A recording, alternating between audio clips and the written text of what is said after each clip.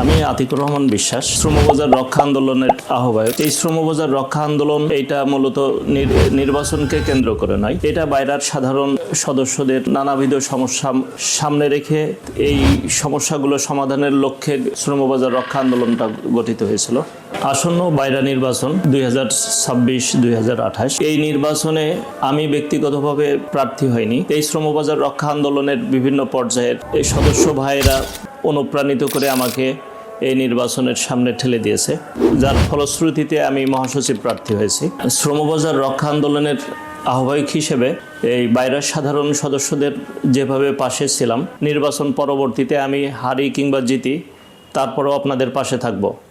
এতদিন ব্যক্তিগতভাবে প্রাতিষ্ঠানিক কোনো প্ল্যাটফর্মের দায়িত্বে না থাকা সত্ত্বেও আপনাদের সাথে ছিলাম। বাইরা মহাসচিব হিসেবে বিজয় হলে আমি প্রাতিষ্ঠানিকভাবে আপনাদের জন্য আরও জোরালো ভূমিকা রাখতে পারবো ইনশাআল্লাহ।